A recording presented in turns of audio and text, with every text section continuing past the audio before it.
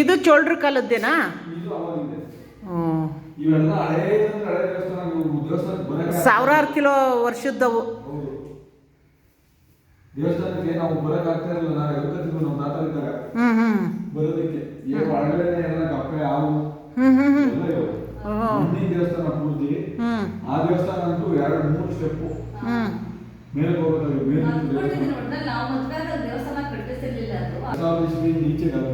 ಜೀರ್ಣೋದ್ಧಾರ ಆಗವೆ. ಇದಾ 20 ವರ್ಷ ಆಗೈತೆ.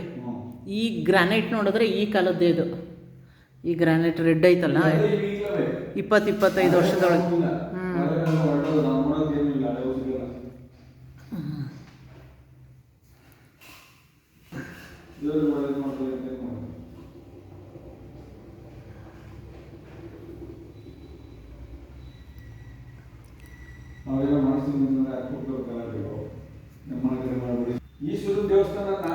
ಈ ಊರಲ್ಲಿ ವೈಷ್ಣವರು ಇದ್ದಾರಾ?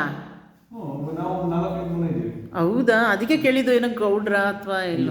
ಗೌಡ್ರು ಯಾವ ದೇವಸ್ಥಾನದಲ್ಲೂ ಗೌಡ್ರು ಜಾಸ್ತಿ ಪೂಜೆ ಮಾಡಲ್ಲ. ಆಂಜನೇಯ ದೇವಸ್ಥಾನ ಅಂತಾರೆಲ್ಲ.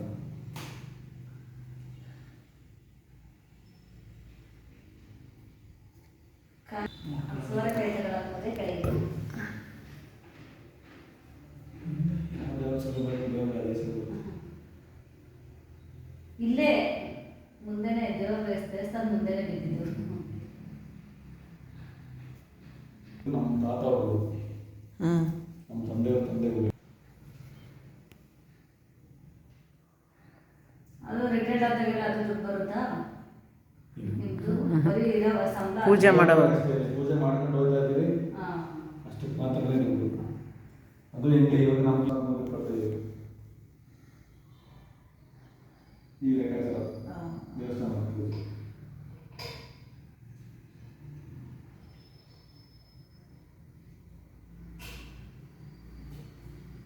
ನಾನು ದುಡ್ಡು ನೋಡಿ ಪೂಜೆ ಮಾಡೋಕ್ಕಾಗಲ್ಲ.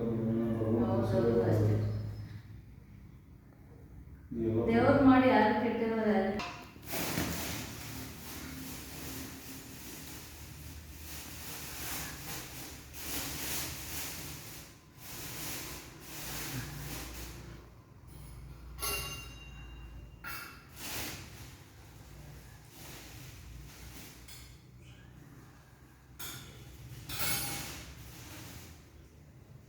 ನೀರೆಲ್ಲ ಹೊರಡಲ್ವಾ? ಗೊತ್ತಿಲ್ಲ, ಹೋಗಿಲ್ಲ ಅನ್ಸುತ್ತೆ.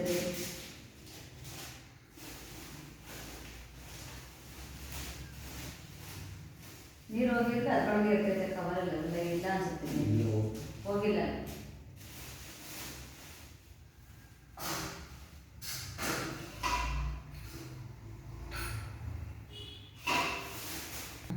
ನಮ್ಮ ತಾತನ ಪೂಜೆ ಮಾಡ್ಕೊಂಡು ಹೋಗಿ ಸ್ಟಾರ್ಟ್ ಮಾಡೋದು ಇದಾಗಿ ನಮಗೆ 3 ದೇವಸ್ಥಾನ ಒಬ್ಬರೇ ಪೂಜೆ. ಯಾವ ವರ್ಷ ಯಾರು ಬರ್ತಾರೋ ಅವ್ರ 3 ಜನ 3 ದೇವಸ್ಥಾನ ಮಾಡೋದು.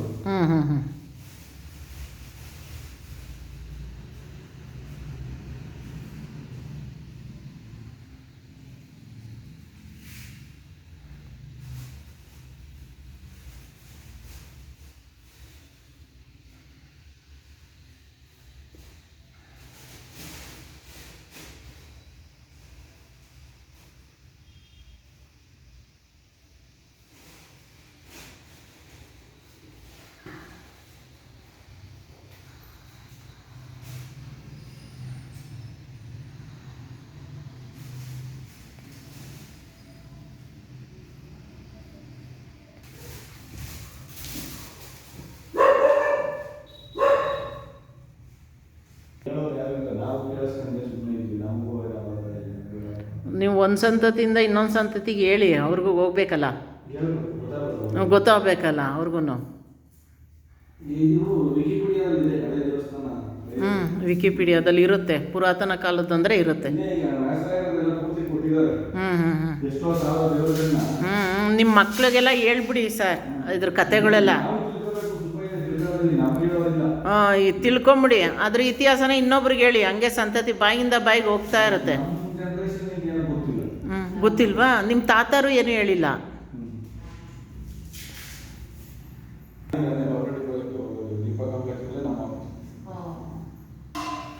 ಹೋಗ್ತಾ ಇದ್ದೀರಾ ಆಫೀಸ್ಗೆ?